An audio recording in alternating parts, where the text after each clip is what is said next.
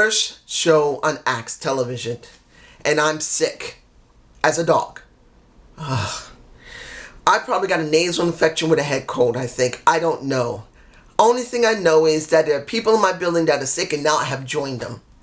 So I'm sorry, guys. I am not doing a total review of this show. I'm going to try and give you a good breakdown, but I can't do a total review. I am just, even my eyes are itching. But anyway, where are we now going into Axs television? I'm going to be honest here. We didn't get very much in this show. And I know people can say, well, yes, we did. No. There were some things that were good compared to what we got in WWE's debuting of Fox, of SmackDown, and AEW's Focus. Look, we got a little better showing on the new network than AEW or SmackDown on Fox. That's no lie. A little better. But when it comes down to it, we didn't do much different than what SmackDown did in certain instances and AEW did in certain instances. We played it safe on Impact. And then, let's be honest, we made a serious mistake at the end of the show that hurt the pay-per-view that just aired last week. That's the truth. Well, not last week. Last week. Last week. Not this Sunday, the Sunday before. I'm being honest. It did not help. But let me explain if I can. Alright, opening of the show was Josh and Don trying to hype the move to Axs, which I found to be the wisest thing to do. They did a good job with it. They have new music and a new opening for Impact Wrestling. Not much different than Dynamite, which I do approve of. I'm not having a problem with it. But I am going to be honest here. The camera work is still bad. I'm sorry. If anybody is so happy with the camera work, you explain why. When you look at these 2 or 3 shots of where these morons, and I'm being honest here, the production value is still bad. And these morons who's running the production truck for Impact, I don't care where they are, they can't tell the cameramen move back 1 to 2 feet to let the entire ring be seen, instead of being as stupid as many of the indie channels and shows who do not understand that when they are on YouTube or a freaking network, you need to see what's going on, not the people at the stadium or the freaking arena. And I'm not being gentle about this. I'm angry. These idiots don't understand when you're showing television, pan the freaking camera back so the people at home can understand what's going on, instead of catching people's asses in their backs. And if you like the camera work, more power to you. But explain the reason why it's great camera work, because as far as I'm concerned, the freaking camera work is bullshit. I'm not going to be gentle here, guys. I'm not feeling well. I'm sick, and I'm going to not critique it. I'm going to tear this shit apart. Because by now, Impact now moving to a new network that has 120 million eyes on it, are now watching people's back. Look at these camera angles that I got. Look at them. 120 million people compared to maybe 3 or 4 million. Learn your freaking camera. Pan the hell back so people at home can see what's going on, instead of you zooming into their freaking faces because you think it looks good. I'm sorry. I am really not in a good mood. I am really sick. Let's move on. The first match is Josh Alexander against Marufuji. And this is the thing that pisses me off. I don't know if Marufuji is on loan from Pro Wrestling Noah, or if he's got a short contract, or is he freelancing, or he actually has a contract with Impact. It would be nice that they give the damn guy a video package. The guy has no video package. Whether he is a special attraction from Pro Wrestling Noah, or if he's an actually signed talent, or if he's got a short contract, or if he's freelancing and then you don't know when he's going to be there. It would be at least a smart move on Impact's half behalf to at least make a video package in the beginning of the show saying that we have a legend and a Marufuji coming from Japan who worked not only in Pro Wrestling Noah, but New Japan Pro Wrestling, because he did work in New Japan Pro Wrestling at one time. That at least I know that. And he worked for Pro Wrestling Noah. Maybe now or maybe not. It makes no difference. If he's a legend, why don't you make a freaking video package of him? Why? In the end, he wins.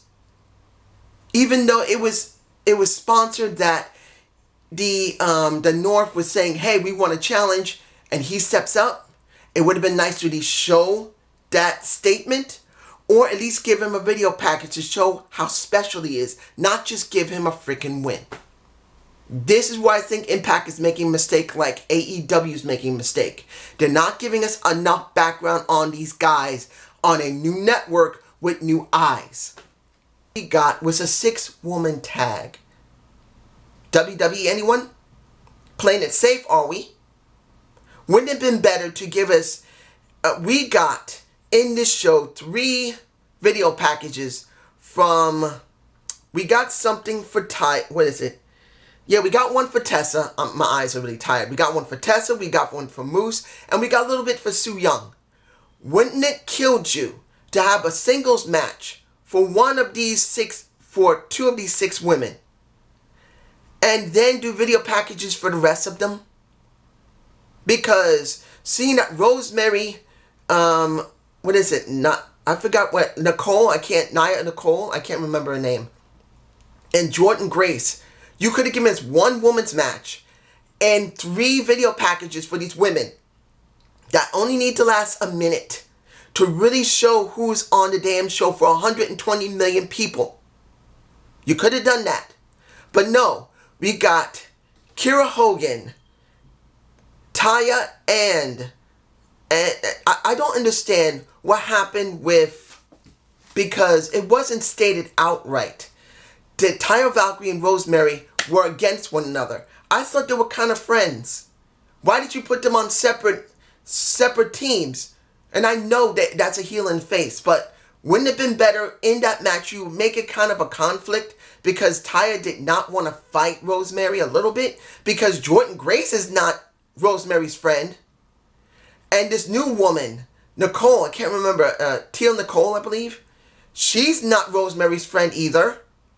So wouldn't it be better to kind of make Rosemary kind of seem more like she's not helping either one of these two?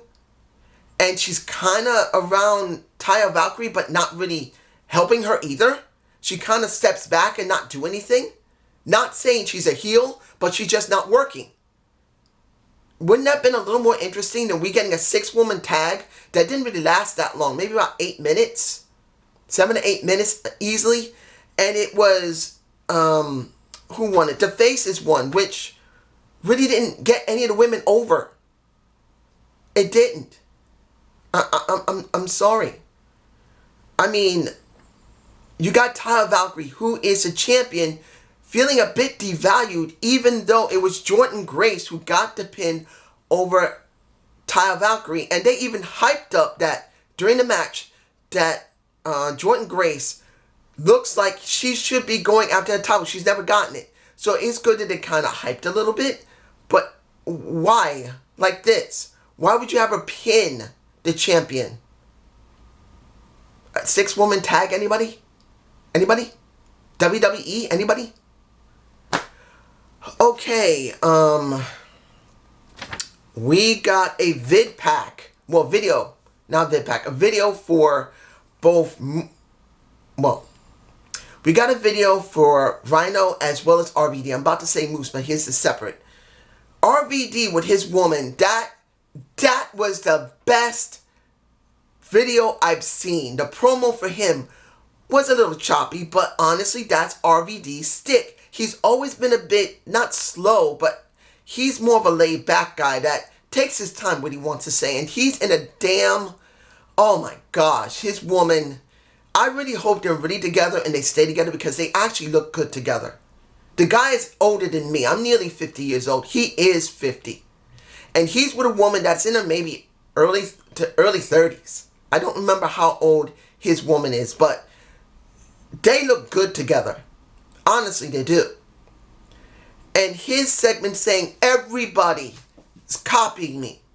Everybody imitates me. Everybody's doing what I did back then. There was nobody doing what I was doing, which pretty much in American wrestling compared to New Japan Pro Wrestling, or by the time Pro Wrestling Noah and what is the other one? I can't remember what the other promotion is. Next to New Japan Pro Wrestling, there was another one. I can't remember what it was called. It wasn't Wrestling Noah. There's another one. I can't remember it right now. Maybe I'll flash it if I remember. I'm really not feeling well. But it made sense. Unless you watch tapes or CDs back in the 90s. Videotapes or CDs. You would have never known about Japanese wrestling. So the stuff that he was doing, they were doing in Japan, but not everyone saw it in America. So seeing RVD makes perfect sense. He was right. And now he said, I'm not going to help you. I've been carrying you, Rhino. I don't give a damn. Be angry at me. I ain't making up for you. I ain't kissing your ass. And then we get a shot of Rhino, which makes perfect sense. Rhino's mad. And it makes sense with Rhino that he feels betrayed. You're going to be like this with me? I'm going to gore your ass when I see you. You on vacation? Get your ass back here and want to face you. That's fine. I enjoyed it. Let's move on. Now we had the video package for Moose, which I was fine with. And then him going to do golf, which kind of fits Moose. He wants to show off. He wants to do stuff that he normally wouldn't do, but then show he's so great at it. But then it's in my face, whatever shot I got. He's at the green. He's messing with two guys there. And one of the guys who's holding his ball in his hand, he's saying that's my ball. You picked up my ball. How dare you? He throws one guy into the sand trap and then drops the ball into the hole-in-one. Well, the hole. But it's like he did a hole-in-one.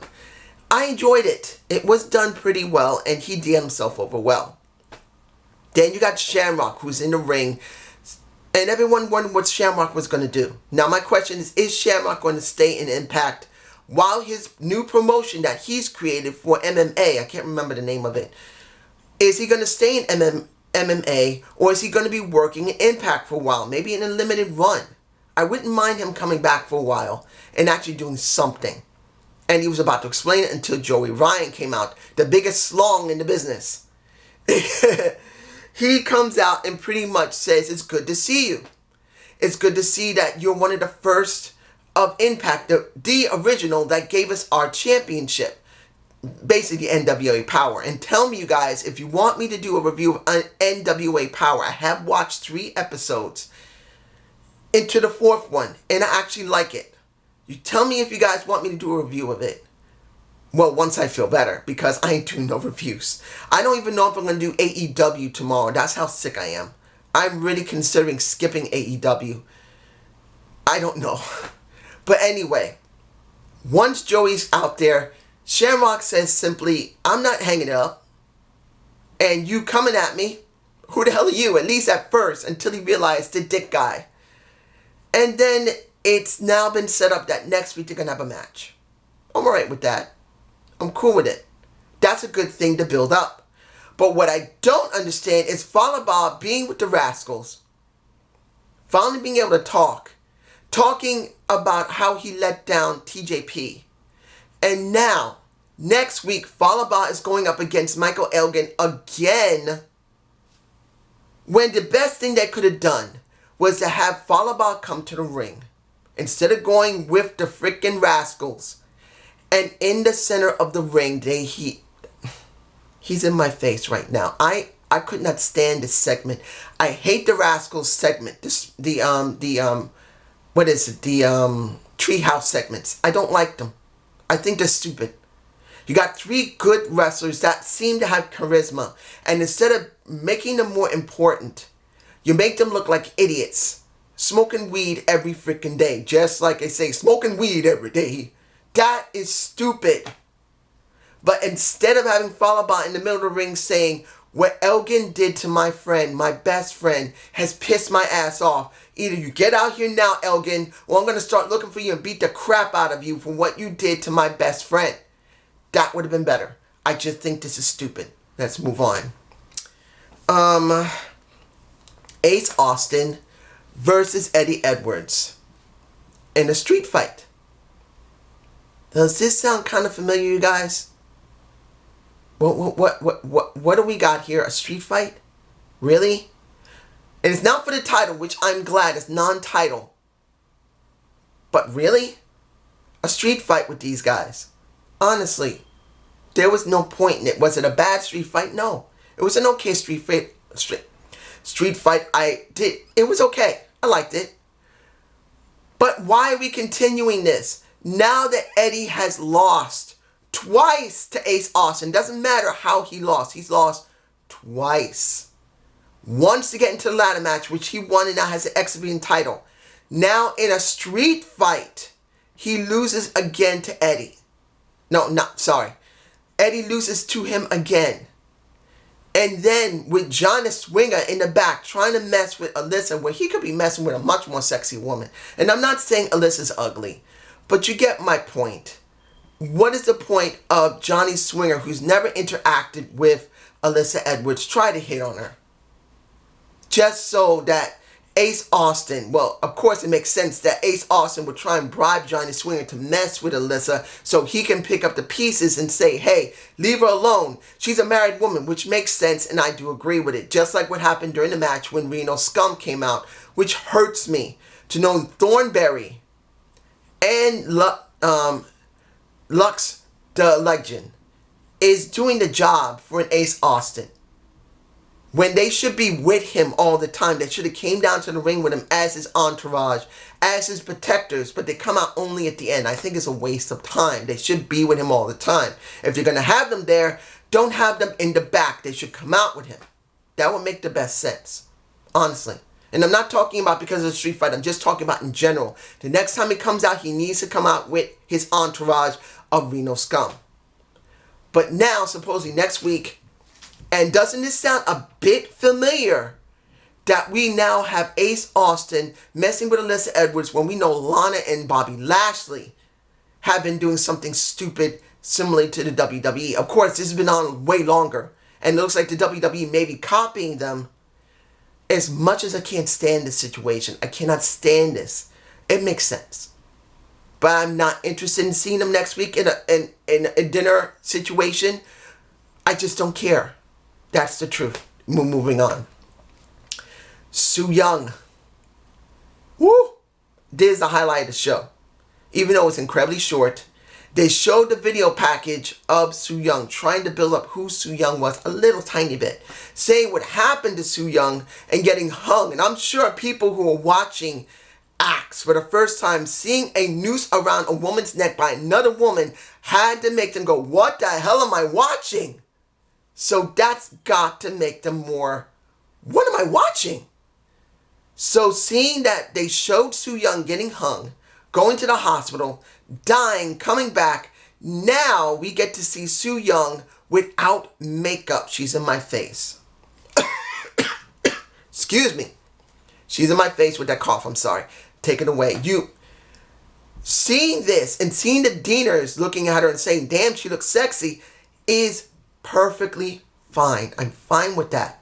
I'm alright with it. And it makes sense to see Su Yung have been transformed, similar to what happened to Allie, turned into Dark Allie, which I was never happy about because they booked it wrong. With Allie, she should have been an undead bridesmaid, not being able to talk, having no character, nothing, and then slowly started building into Dark Allie. Here, you got the undead bridesmaid switching over to a living bridesmaid. And maybe she'll rebuild herself back up to the undead bride, which makes perfect sense if they're going there. In this situation, I am very curious to see how far they're going to go with Sue. Oh, finally, the last thing I'm going to talk about, if I'm forgetting something, I'm sorry, guys. We got the rematch of Cage and Callahan in a steel cage. Now, at least, compared to what the WWE would do, they did show a flashback of why this cage match was going on. Because if you hadn't seen Axs TV in the interview with Josh Matthews and another guy along with Brian Cage, this was built up from that. Which makes sense if anybody has seen Axs TV. see the interview they would have, you would seen it. Don't have Axs TV, so I didn't see the segment. But doing this flashback was the wisest thing to do. Oh man, I gotta take my medicine again. But clearly, doing that was the wisest thing to do. But due to the fact of the atrociously and egregious camera angles they were showing us in that freaking cage, I don't know who is the production truck editor. I don't freaking care who the production truck editor is. If I could talk to Bill DeMont, if I'm right about his name, Bill DeMont and Don Collis, I would tell them, take that guy to the woodshed, as Jim Ross would say, and whoop his ass. Because he needs to be taught how to get the cameras to work properly. How to tell the cameramen, again I'm saying it, the cameramen needed to be pulled back. Because since you can't see very well with the freaking cage as it is, because it is a metal cage, pull the cameras back so we can see what the hell's going on. The camera work was so atrocious. The people at the arena could see it perfectly fine. But someone like me at home, who's a reviewer, who wants to see the product, or someone who is not a reviewer, who's seeing it for the first time on Axs TV, could barely see a damn thing. It was stupid. So it ruined the match for me.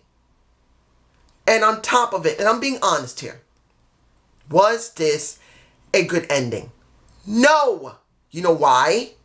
This should have happened at Bound for Glory. I don't care what anyone said. This was your biggest pay-per-view.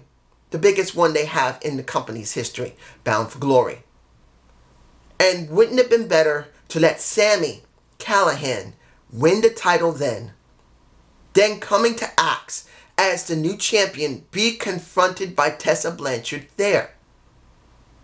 Because they didn't give us a huge amount of Tessa's backstory saying that she's the newest woman. They did talk about her. But if you are old Impact Wrestling fans, I'm sure you'd rather seen Sami Callihan be respected by getting the win on Bound for Glory, not at a stupid Impact, at a stupid taping. I'm sorry. This made no freaking sense. This should have never happened. This did happen. Tessa comes out after the match was over where Sami was covered in spit. And they end the show there. This was stupid at the end. But if I see this, I actually did a whole review. I cannot... Oh, I can't believe I did a whole review and I didn't even realize it. You see that I'm dedicated to you guys because I do love wrestling and I do like making sure and love making sure you guys get a quality show even if I'm sick beyond reason. Was this show bad? No.